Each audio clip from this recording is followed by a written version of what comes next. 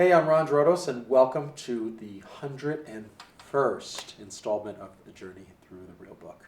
It's my journey, glad it's yours too, and we have made it through the first 100 tunes. I'm publishing one video a week, working my way through the book, and we're a quarter of the way through the 400 tunes. This is Dream a Little Dream of Me by Kahn, and basically it's a great tune. It's from the 30s. It's one of the earlier tunes in the real book.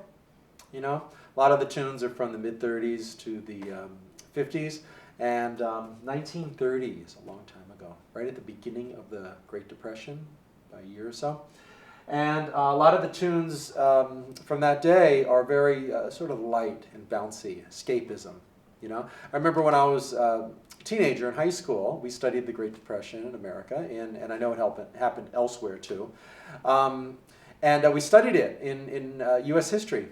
And our assignment was this is before the internet, so I had to go down to the public library in the town I was living in, Stamford, Connecticut, and do some research on microfilm. And I looked at New York Times newspaper front pages from the 30s just to get a sense of it.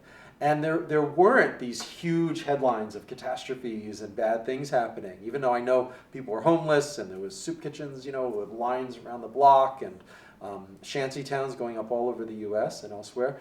But they didn't dwell on that in the newspapers I saw. It was more like the president meets Boy Scouts on the front lawn of the White House. And there'd be a smiling picture of the president of the United States with Boy Scouts. It was sort of this escapism, like we know our lives are tough, but we're just going to focus in the media on some nice things, you know? It's just an interesting time. And the popular songs were very similar. Dream a Little Dream of Me, very charming. The lyric, the melody, it's just a beautiful, beautiful, fun tune. And not just in the 30s, you know, this was covered by the Mamas and Papas in the was it late 60s, early 70s, in the kind of classic rock, hippie era. And it, you know, it has a folksy charm, it has an old-fashioned thing to it. You know, the obvious thing, for me at least, whenever I've played this tune, is to just play it stride.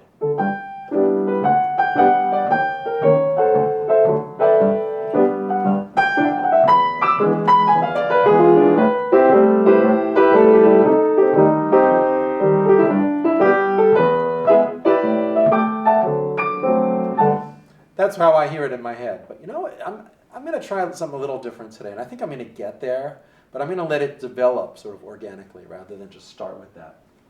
And we'll see what happens. I'm just going to start with no preconceptions. I'm just going to play the first chord in the melody note and just sort of go with the flow, literally. Let's see what happens here.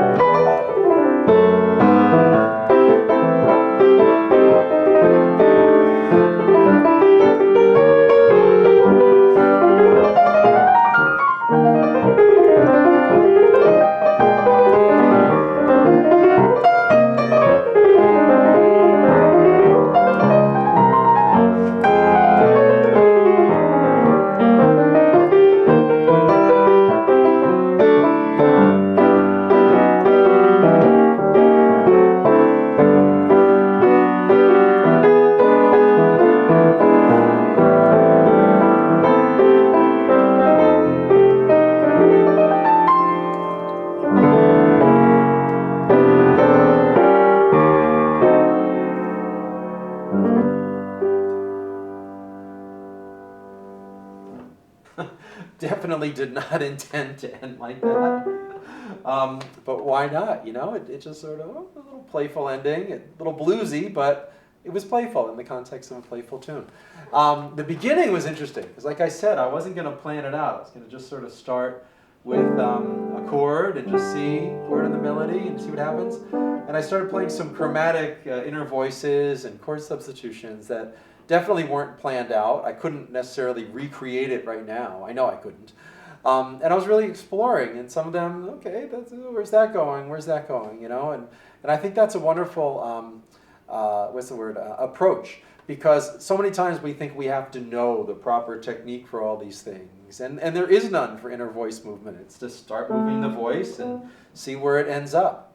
And Keith Jarrett's spoken about that too, how sometimes in his solo piano concerts, or even when playing a ballad with his trio, he starts an inner voice motion. He doesn't know where it's going to end up, and sometimes you back yourself into a corner and, oh, okay, now I can do this, and sometimes it works out perfectly. That's part of the fun. Instead of trying to play, quote, perfectly all the time, it's more important to play in a way that you can sort of get your way out of it and land on your feet, and then that becomes, quote, perfect, you know? Because I really liked what I just played, but I didn't really know where it was going, you know? But I can think on my feet. I've done this long enough. You can too. So it also reminded me of early Lennie Tristano. If you haven't heard Lennie Tristano, check him out. And there's some early recordings I just heard on the radio yesterday on WKCR FM from Columbia University. They were playing some his first recordings. He played some solo piano sessions in Chicago, and I never even knew he was from Chicago. And these recordings weren't known for years, but I guess they found them. And they were very much influenced by Art Tatum, solo piano, but also, and Art Tatum with these chords, because Art Tatum played some, you know, out there harmonies, right? And Tristano developed them. You know, it's this being influenced by previous generations and then taking it in your own way. So have fun with this tune. Thanks for being here. If you're interested in Skype lessons or my video course, I'd be happy to help you any way I can. I want to make you a fluent jazz pianist you can become. And I'll see you in the next video, which is Henry Mancini, composer we don't really play too much anymore, but Moon River, another famous tune, and the Pink Panther, of course, and all those. Dreamsville. I'll see you then.